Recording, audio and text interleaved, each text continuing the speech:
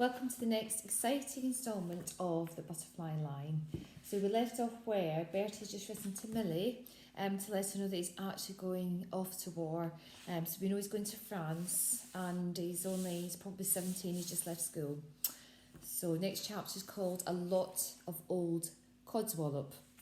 Said it right that time. The dog was whining at the kitchen door.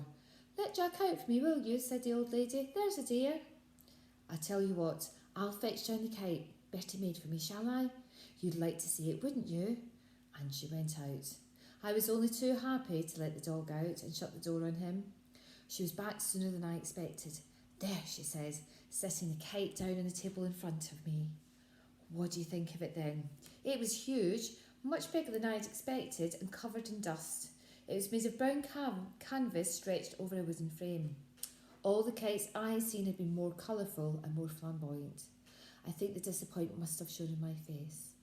"She still flies, you know," she said, blowing the dust off. "You should see how she goes. You should see her." She sat down in her chair and I waited for her to begin again.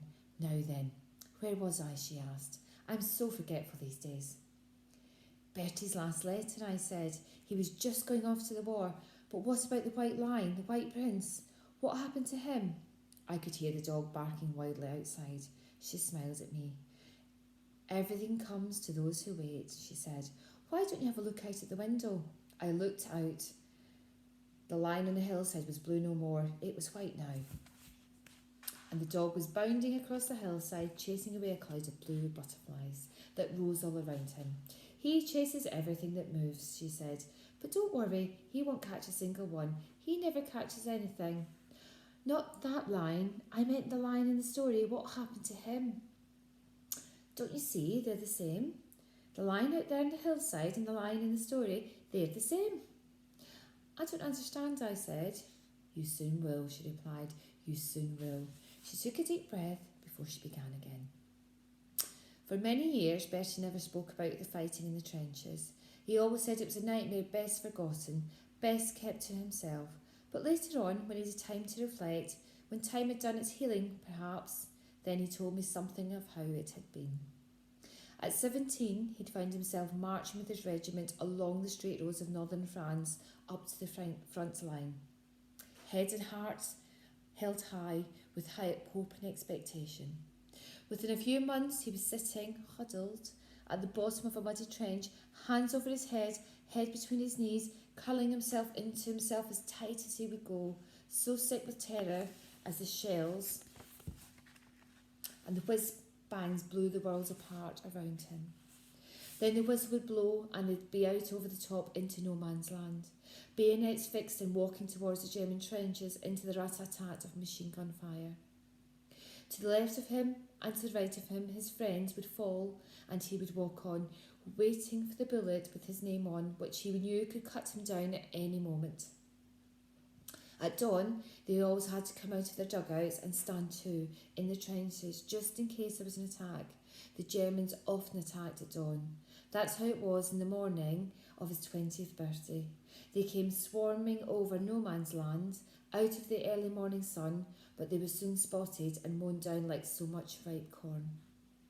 Then they were turning and running. The whistle went and Bertie led his men over the top to counter-attack, but as always, the Germans were expecting them. And the usual slaughter began. Bertie was hit in the leg and fell into a shell hole. He thought of waiting there all day and then crawling back under cover of darkness, but his wound was bleeding badly and he could not staunch it. He decided he had to try to crawl back to the trenches while he still had the strength to do it. Hugging the ground, he was almost at the wire, almost back to safety when he heard someone cry out in no man's land. It was a cry he could not ignore. He found two of his men lying side by side and so badly wounded that they could not move. One of them was already unconscious. He hoisted him onto his shoulders and made for the trenches, the bullets whipping and whining around him. The man was heavy and Bertie fell several times under his weight, but he got himself to his feet again and staggered on. I'll show you the picture. So if you put it up closely, you can see there's Bertie with the man over his shoulders. And he's injured as well, remember.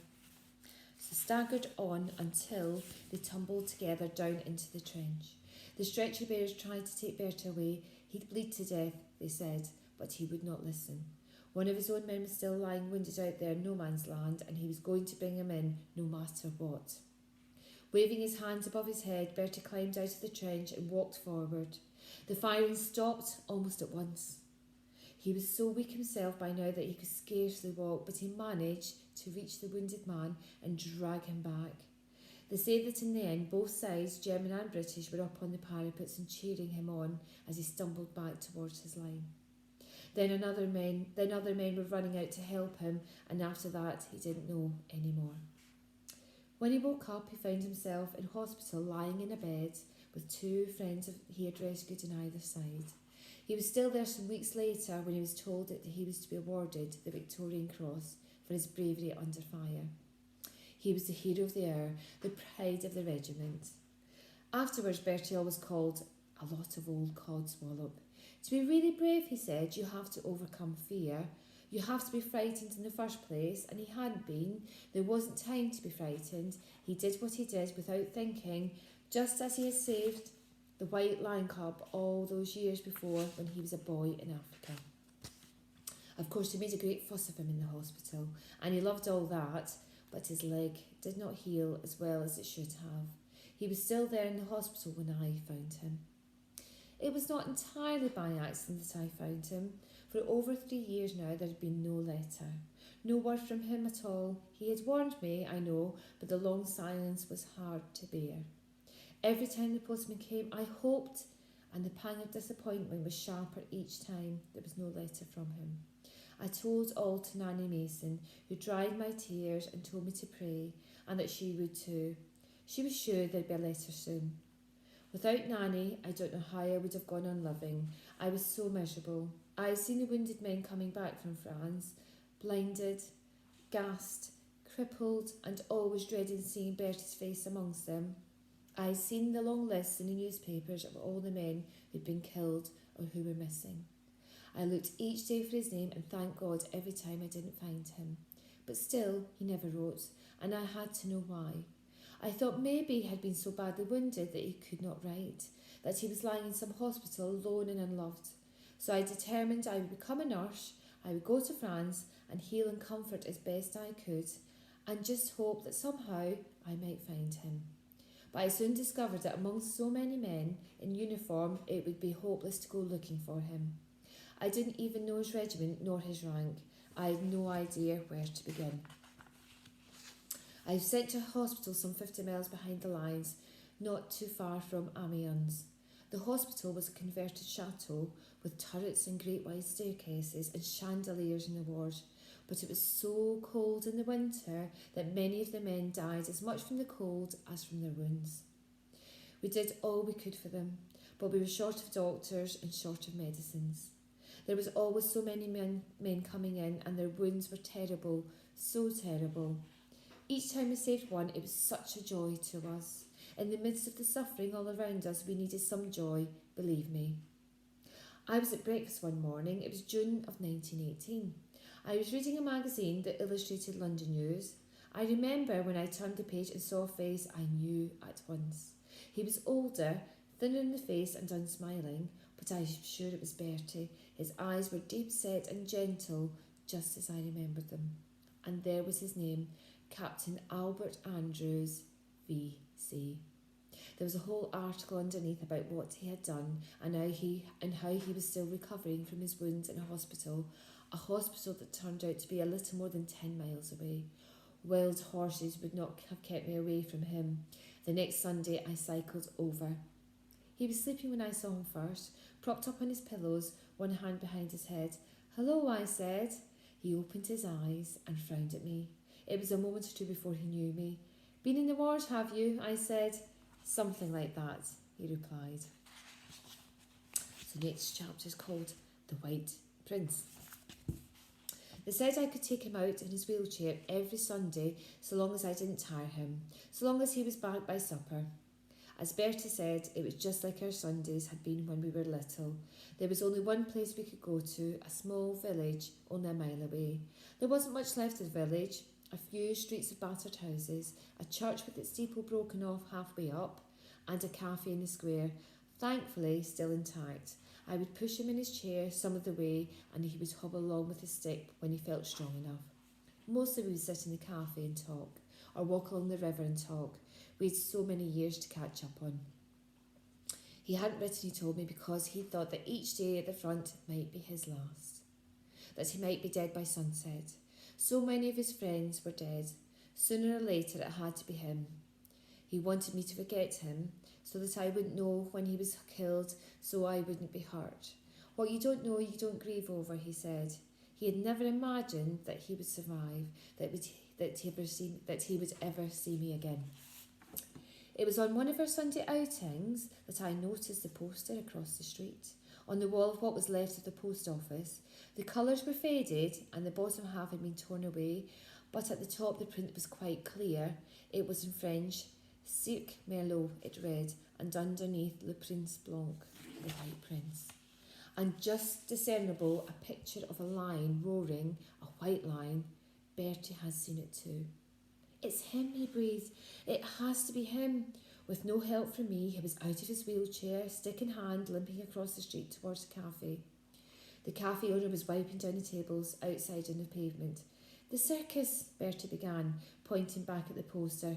He didn't speak much French, so he shouted in English instead, you know, lions, elephants, clowns. The man looked at him blankly and shrugged. So Bertie started roaring like a lion and clawing the air. I could see alarmed faces in the windows of the cafe, and the man was backing away, shaking his head. I ripped the poster off the wall and brought it over. My French was a little better than Bertie's. The cafe owner understood at once. Ah, he said, smiling with relief. Monsieur Merlot, le cirque, c'est triste, très triste. And he went on in broken English. The circus, he is finished. Sad, very sad. The soldiers, you understand, they want beer and wine, and girls maybe. They do not want the circus. No one comes. And so Monsieur Merlot, he have to close the circus. But what can he do with all the animals? He keep them, he feed them. But the shells come more and more. They come, and his house, you say it is bombarded. Many animals are dead. But Monsieur Merlot, he stay. He keep only the elephants, the monkeys, and the lion, the White Prince. Everyone loved the White Prince. The army, they take all the hay for the horses. There is no food for the animals. So Monsieur Merlot, he take his gun and he have to shoot them. No more circus. Finish. Triste, très triste. All of them, cried Bertie. He shot all of them.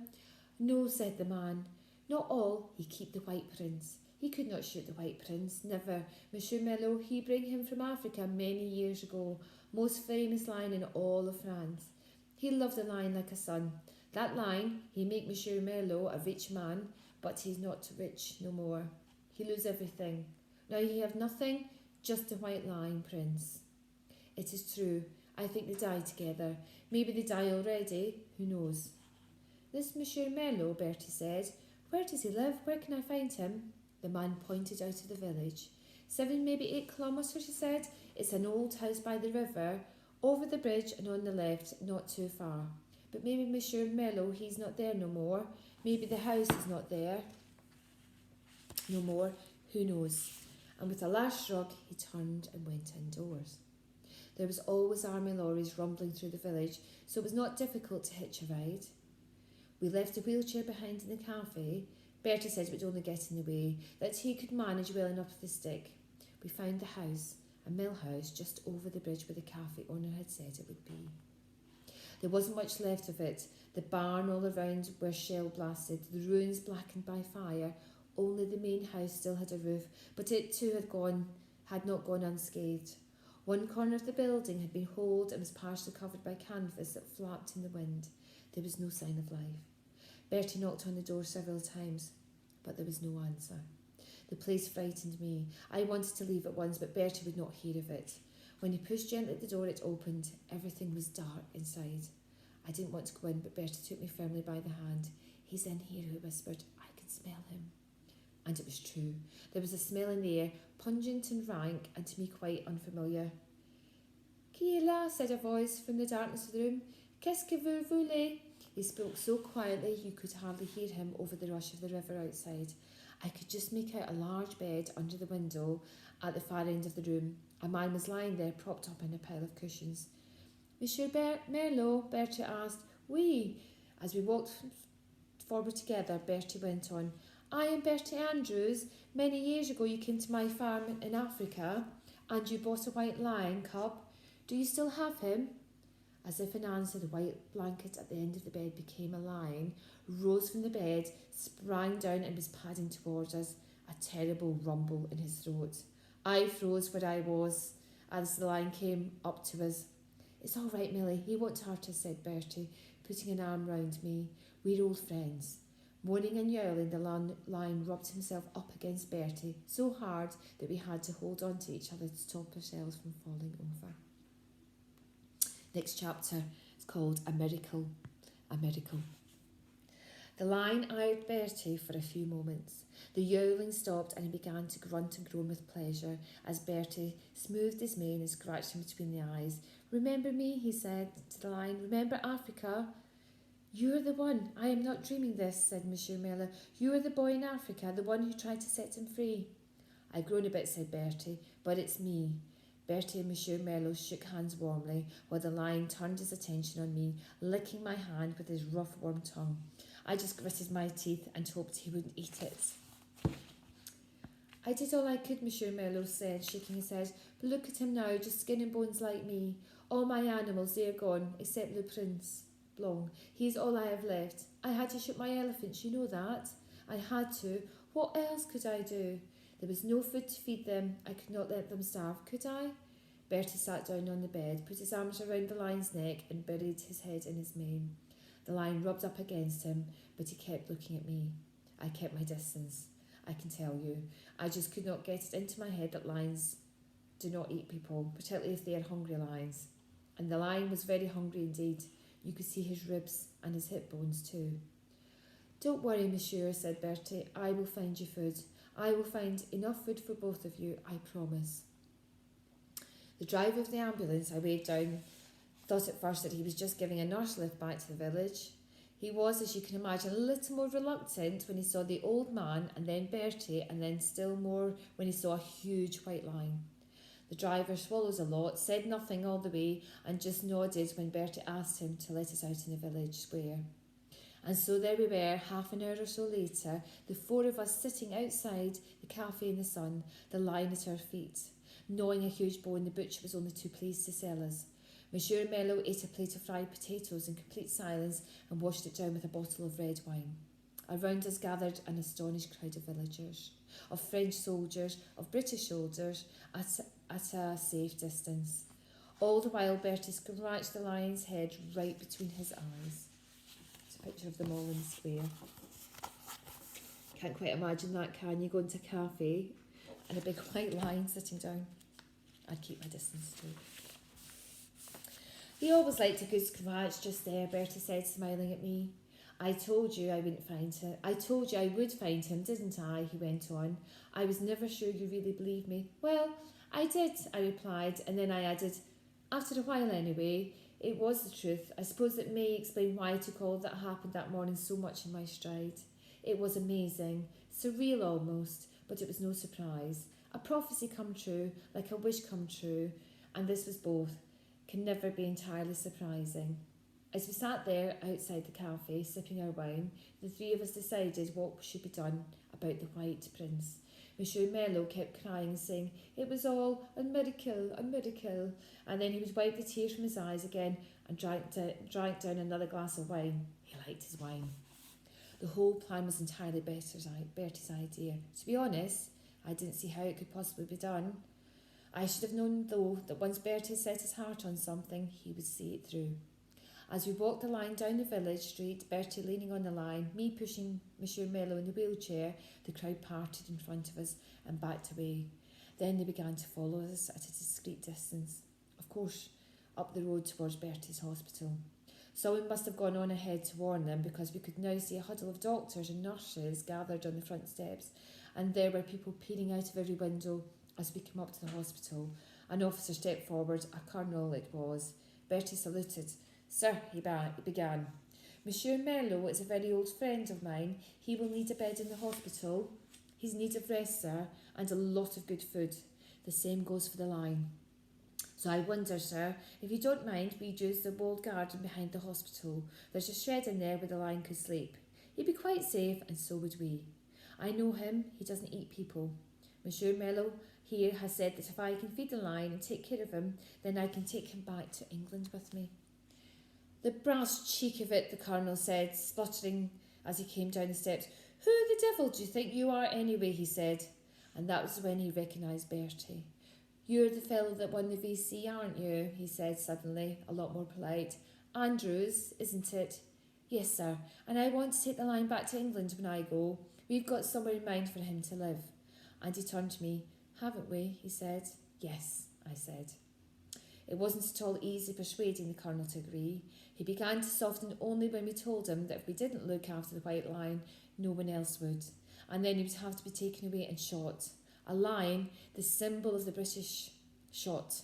Not at all good for morale, Bertie argued, and the Colonel listened. It wasn't any easier persuading the powers that be in England to allow the lion to come back home when the war was over, but somehow Bertie managed it. He just wouldn't take no for an answer. Bertie always said afterwards that it was the medal that did it, that without the prestige of the Victorian Cross behind him, he'd never got away with it, and the white lion and the white prince would never have come home.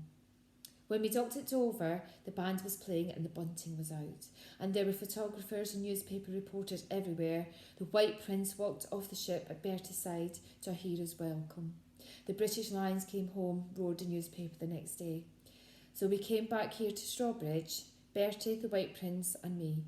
I married Bertie in the village church. I remember Bertie had a bit of a disagreement with the vicar because he wouldn't allow the lion inside the church for the wedding. I was very glad he didn't, but I never told Bertie that. Nanny Mason adored both Bertie and the White Prince, but she insisted on washing him often because he smelled. The lion, not Bertie. Nanny Mason stayed on with the three of us, her three children. She called us until she retired to the seaside in Devon.